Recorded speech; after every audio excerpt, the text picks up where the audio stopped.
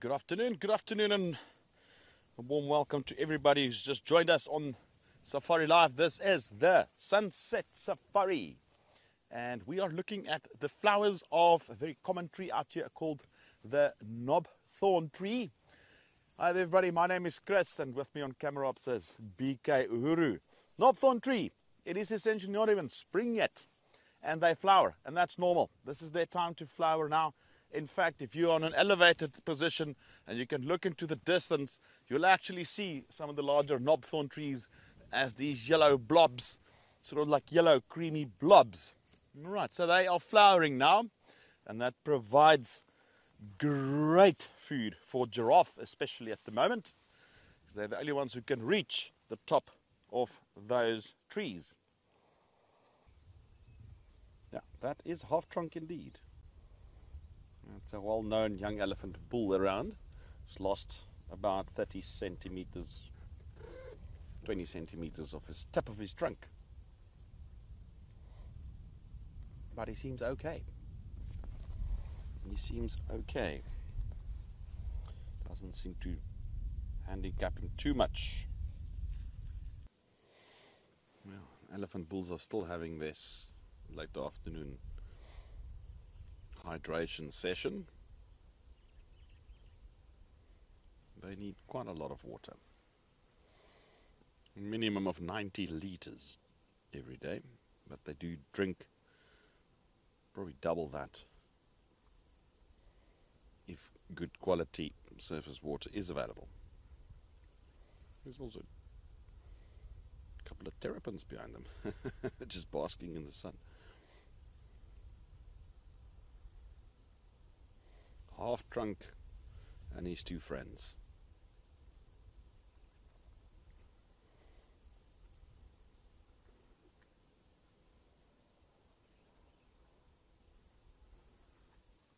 All right, we've got a couple of old buffalo bulls as we made our way to the other side of the waterhole.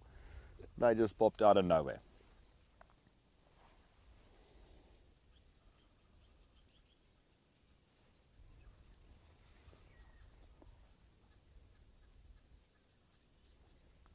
Four of them. Well, there's so many small groups of buffalo bulls around. I can't say if it's one particular one. I know there was 5 around the other day. It could be the same group. The makeup of these groups do change. They're not permanent groups. There's not a permanent structure when it gets to buffalo bulls and the way they group. It could be temporary in nature, these associations that they have.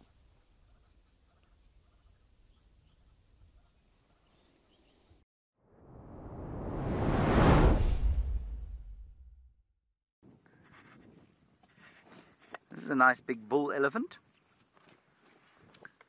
I wouldn't say he's a fatty. They all seem to be fairly lean, the elephants here.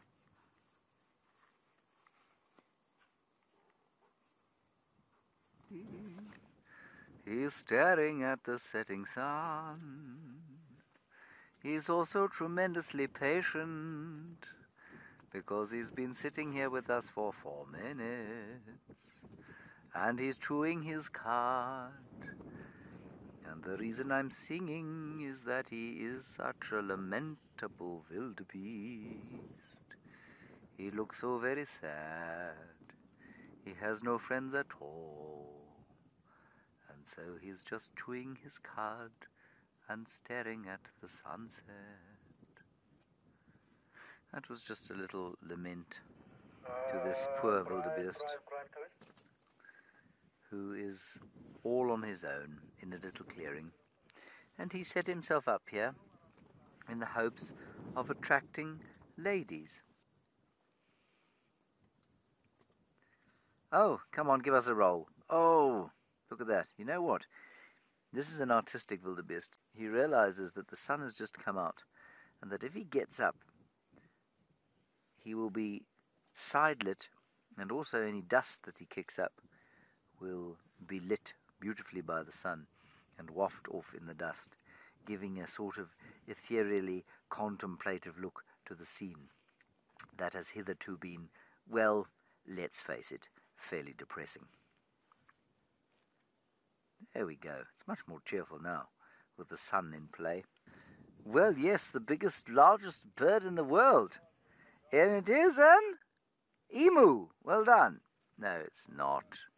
It's an ostrich. There it is, a male ostrich. And we've actually just driven past 4 Cory bustards, the world's heaviest flying bird. But they were so badly backlit that we actually didn't even bother to try and get them on camera because it would have been totally impossible. But this chap is rather nicely lit by golden light. So that's very nice.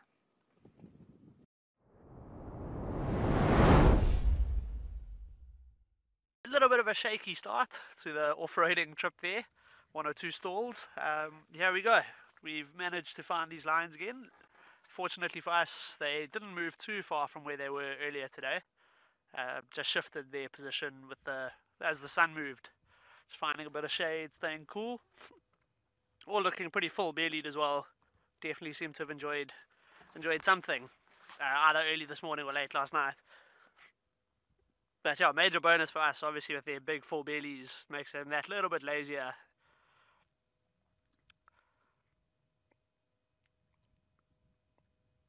So awesome to see them all looking so good, so healthy, and such good condition. They're really just lying flat. Not a care in the world at the moment.